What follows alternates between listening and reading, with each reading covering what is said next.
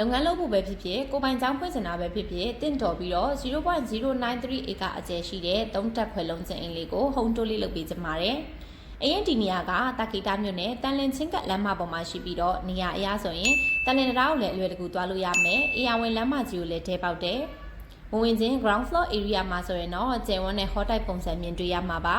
ဒီအိမ်ကအလေးရောင်နဲ့လေဝင်လေထွက်ကောင်းစေဖို့အတွက်ပတင်းပေါက်တွေကိုပုံမှန်ထက်များများလေးဖောက်ပေးထားပါတယ် hot type ပုံစံဖြစ်တဲ့အတွက်စိတ်ကူးရှိသလိုအခန်းဖွင့်နိုင်တယ်ရေချိုးကအိမ်သာကတော့တလွာမှာ2ခန်းစီပါပါတယ်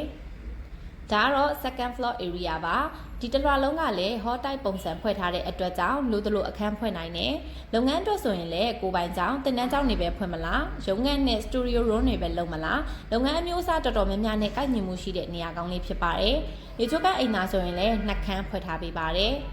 အကျယ်ဝန်းအနေနဲ့ကတော့မျက်နှာစာ53ပေအနောက်ကို68ပေအကျယ်ရှိပါတယ်ဒီထက်ကတော့3ထပ်မြောက်ပါဒီထက်ကိုရောက်လာတဲ့အခါမှာလည်းမြင်ရတဲ့အတိုင်းပဲအလင်းရောင်အပြည့်အဝရပြီးတော့လေဝင်လေထွက်ကောင်းမွန်တာကိုတွေ့ရပါတယ်ဒါရင်မကသေးပါဘူးအတွင်းလေကားရောအပြင်လေကားပါပါတာကြောင့်အောက်ထပ်မှာရုံငန်းဖွင့်ပြီးတော့အပေါ်ထပ်မှာလူနေမလားဒါမှမဟုတ်အထက်လိုက်လုပ်ငန်းခွဲပြီးတီးတန့်ဆန်ဆန်အသုံးချမလားအရန်ကိုစီးပွားရေးအတွက်တွက်ချေကိုက်မဲ့နေရာကောင်းလေးတစ်ခုဖြစ်ပါတယ်။အောင်စေးကိုတော့3,900ညှိနှိုင်းနဲ့ပိုင်ရှင်တက်ရရောင်းချပေးမှာဖြစ်ပါတယ်။